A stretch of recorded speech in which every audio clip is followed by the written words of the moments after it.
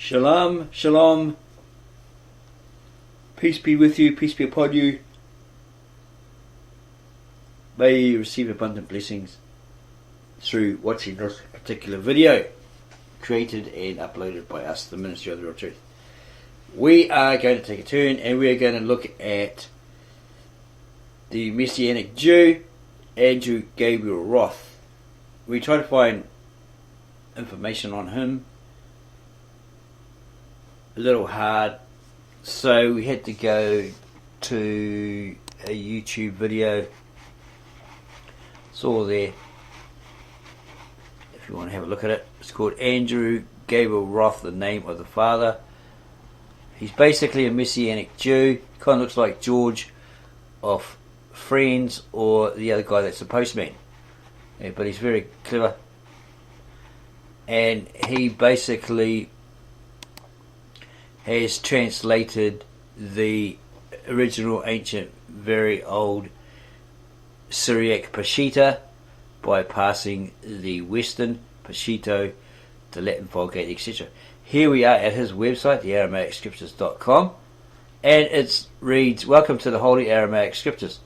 This website features the Holy Aramaic Scriptures as preserved in the ancient Eastern Aramaic text of the New Testament, in manuscripts such as the Ionan Codex, the Khabouris Codex, the 1199 Horton Codex, and the Mingana 148 Codex for you to read and study, giving as literal as possible a rendering of this holy biblical text and a fresh, accurate, and literal English translation."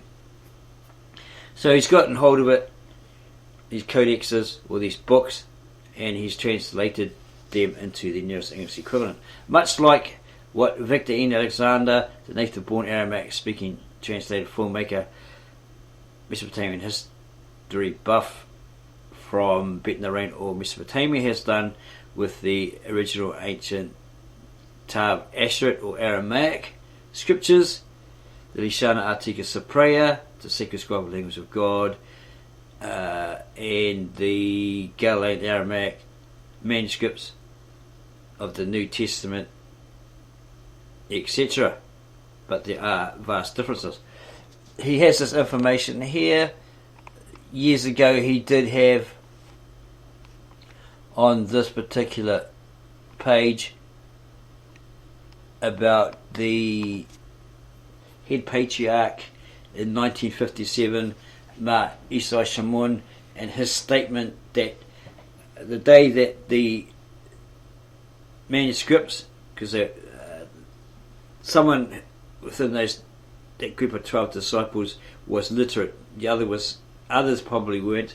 According to Bart D. Uman, they were just fishermen, so that was their trade, so they didn't have any need to do that, or they didn't have that privilege like the Apostle Paul did, to learn how to read and write and all this sort of stuff as a Roman citizen. But somebody there, perhaps Matthew the tax collector, he may have heard all these stories and wrote them down, or he could have been present, Matthias, whatever, in the Aramaic. He could have been one of them, right? But more than likely he's heard from somebody and he's written it all down. But supposedly one of those disciples, when the church or the congregation or the house where these disciples met in Jerusalem was destroyed, someone picked up these writings of what they saw the Christ do, the miracles, etc., and what they heard, what he said, etc., picked it up and ran with it, went across country to India, etc., where supposedly Thomas had founded the original Apostolic Church of the East, along with the help of Bartholomew and Peter, perhaps, and Addai. And then some of these disciples, or his disciples, or the followers of Christ, apostles, whatever, went to other countries to evangelize, like China, Japan, India, etc. Yeah. And Thomas supposedly was martyred by Brahmins, zealous Brahmins. They chased them and they got him to a certain rock, and then they put a spear through him, something like that. Yeah, so this head patriarch in 1957, Mars Isai Shimon, stated that from the day when the manuscripts were received by the blessed hands of the disciple, i.e. Thomas, it was hidden from the Roman Catholic Church, from Emperor Constantine and the Roman Imperial Church, because what they wanted to do was get those texts, destroy the people who owned them, possibly totally wiped them out, remove them from history, because they had their form of Christianity mixed with paganism, etc. They wanted to be the mother of it all. Everyone had to come underneath them, and so forth. So you've got to get rid of the opposition, the competition or the opposition. So they hid them, therefore preserving them for over 2,000 years. They ran with those texts. Whenever there's problems, they ran with those texts. Right? That's how these people were. Right? Jews, if they're under threat, they'd pick up the scrolls and they'd run with them. Right? Somebody would run with them. They continually do that. That's how they survived through the centuries.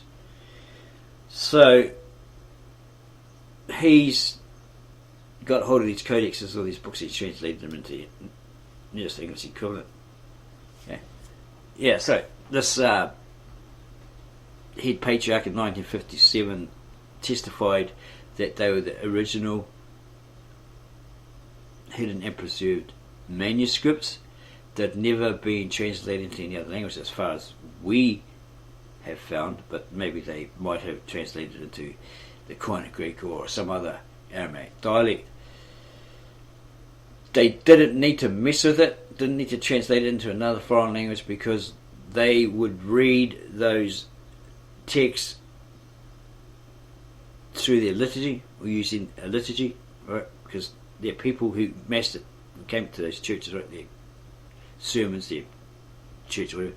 They were native born Syriac speakers or Aramaic speakers. So it's exclusively for them. So he's testifying to that, right? That fact. And then he was assassinated in 1975 by a Kurd or something at his home, and so forth. It was here, but he took it down for some reason. But you can find it in one of his, a PDF version of one of his books. It's in there. It's intact. So yeah, he's basically saying that those original manuscripts were left intact. They never messed with, never translated into another language, etc., etc. Okay, so they're hidden and therefore preserved for over 2,000 years. Even though the church was destroyed, apparently, and then they went towards persecution over the centuries from not only the Roman Catholic Church, Tamerlane, Genghis Khan and the Mongols, Kurds, ISIS, and etc. up to this very day. Many, many centuries they went through being called heretics, and Nestorius, erroneously called a Nestorius church. They just acknowledged Nestorius for his stance on Christ being hypostasis, being both divine and man, and so forth. Yeah, heretics, getting persecuted, massacred, murdered, martyred, suffering, etc. But this particular people, this particular church held it together through all of that.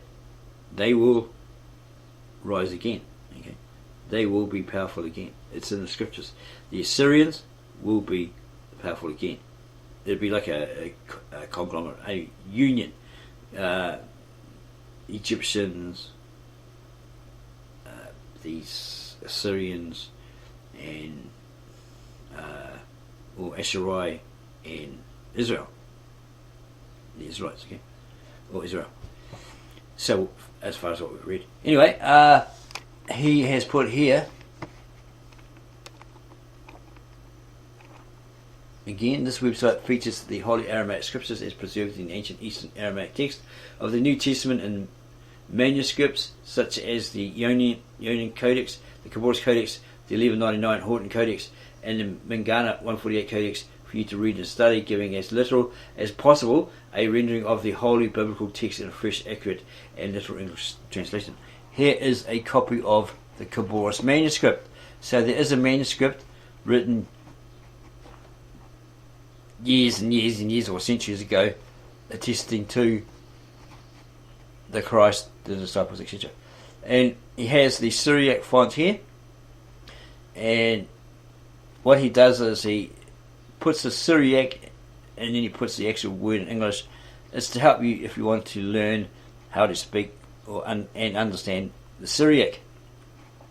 Tebutha, grace be with you, and Shalama, peace, from Allah, Abun, God our Father, and from Maran, Yeshu, Mashiach, our Lord Yeshua, the Anointed One. The only problem with this guy is he's not only using the Aramaic, Syriac, but he's also using the Greek. Okay? Don't know whether it's the Koine Greek or the Attic or Classical Greek, but he's mixing, he's merging. Okay? So that's why he'd put here, Maran Yeshu Mashiach, our Lord Yeshua, the Anointed One. Okay?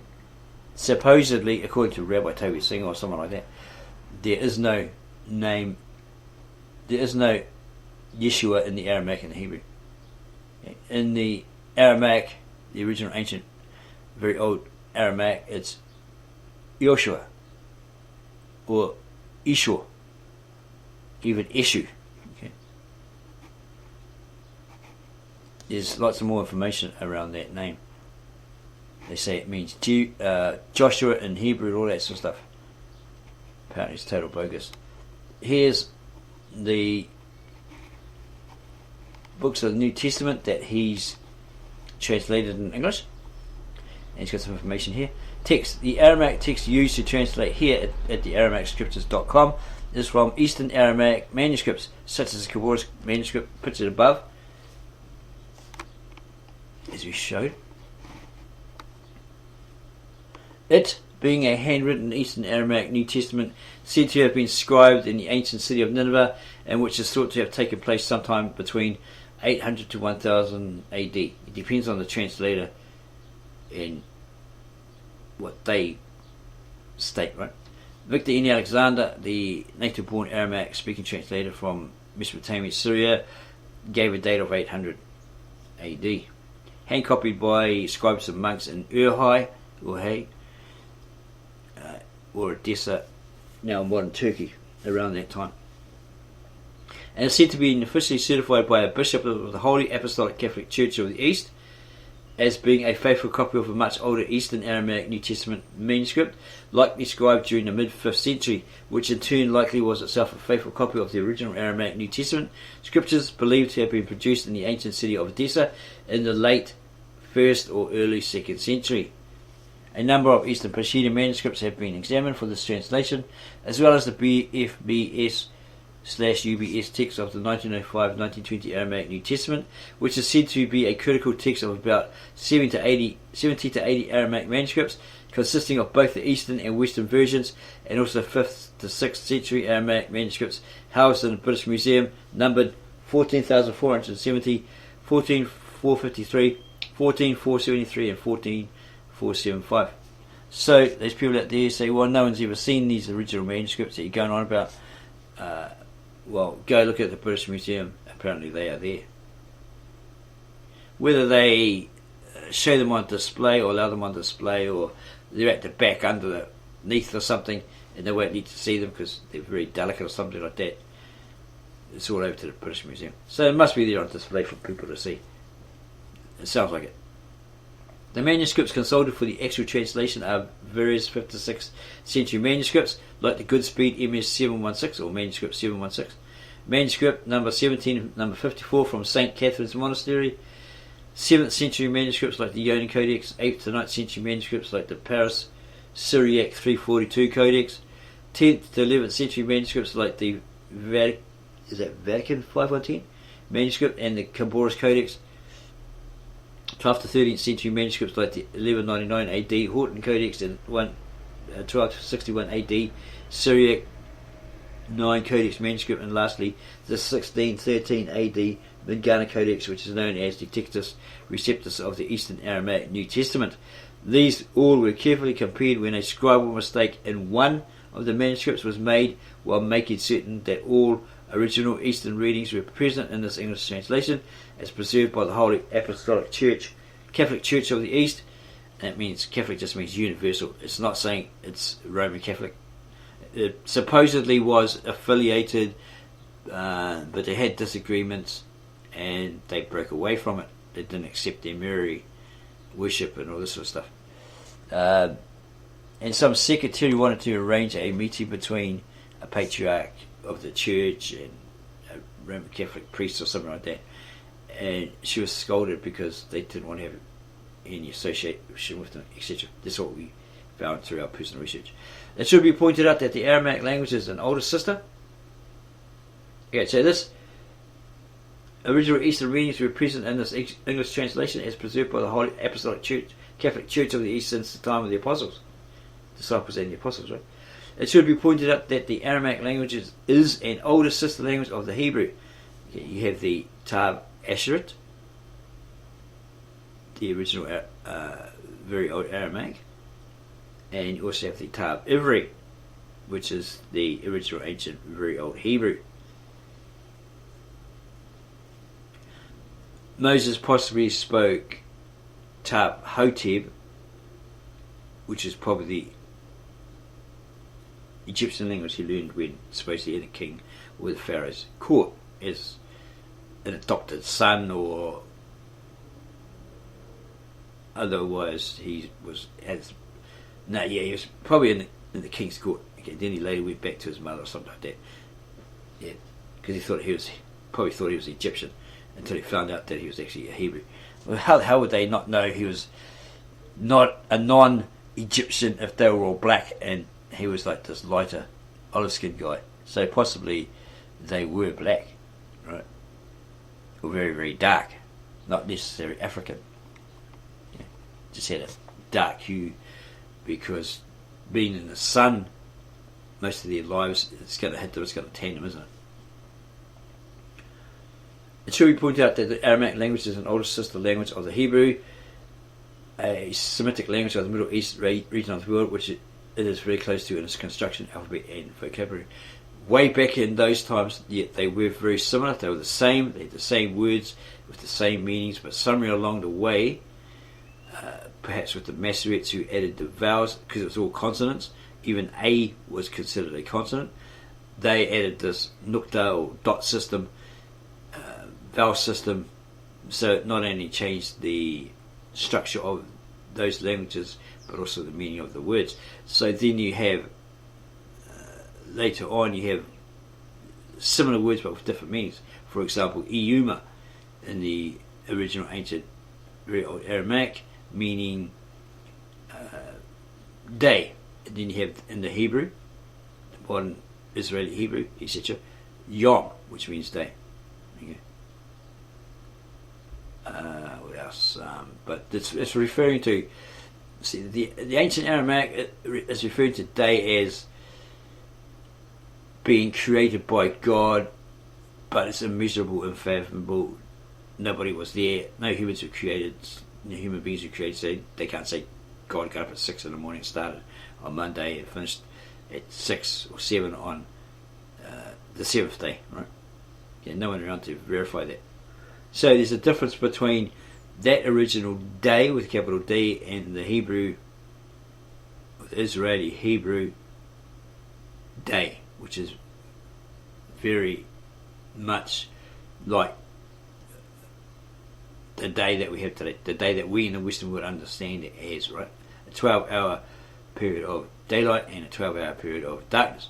Yeah, there's a difference there. Plus their day is kind of weird. It's structured differently to our day. Like afternoon, when we say 12:01, okay, that's afternoon in the Western Hemisphere, etc., right? Western countries. But with the Eastern, it's like 12:01 is like early evening. There's a great difference there. You have to go to wordslastchance.org to watch their videos, and they explain that. It's all to do with the lunar solar cycle, the evolutions of all the plants and all that sort of stuff. Genesis 1:4 or 1:5, where God creates these two great lights, the sun and the moon, one for light during the darkness and one that shines in the daytime, okay, etc., etc. A marker for feasts, festivals, weeks, years, and so forth. Okay, so back to this. It should be pointed out that the Aramaic language is an older sister language of the Hebrew, a Semitic language of the Middle Eastern region of the world, which it is very close to in its construction, alphabet, and vocabulary. Please note the Aramaic text is read from right to left, like the Hebrew language. Apparently, in the timetables of history, the Egyptians writing hieroglyphics was left to right, and then they adopted the Semitic text where it went from right to left. They,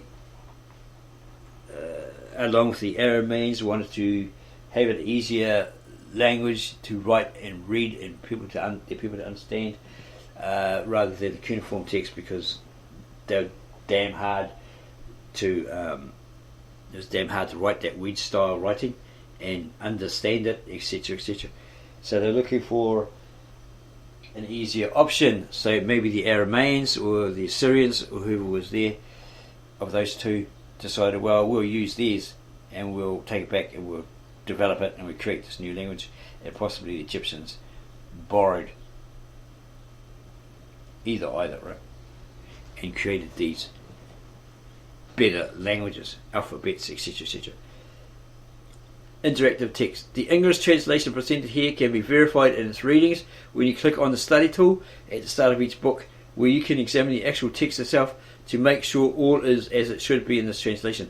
This study tool, hosted by dukrana.com, would also allow you to look at each and every word in a number of Aramaic English dictionaries and lexicons, where you can analyse each word for yourself in detail and thus learn more of the language as you study. Okay, so has he, like Victor N. Alexander,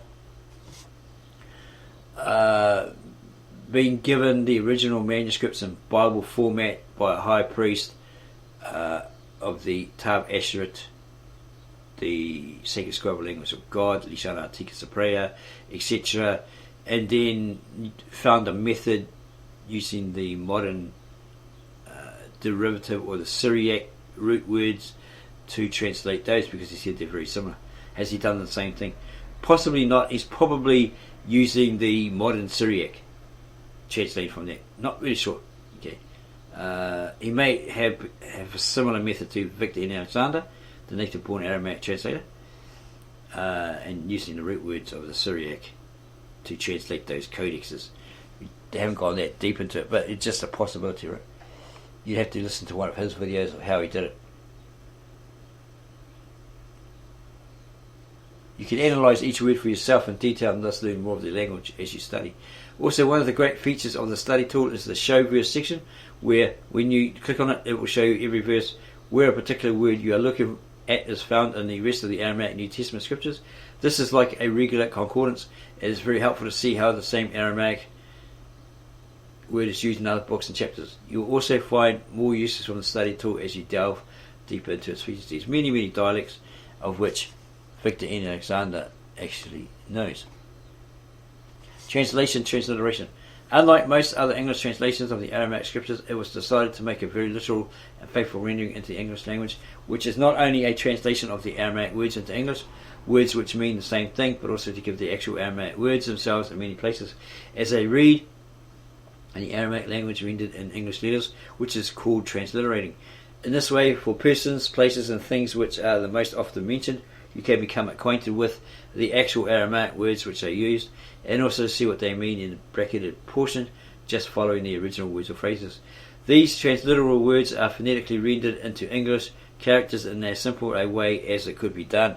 This transliteration on this website is thus a tool to help you learn the Aramaic language as you read through it.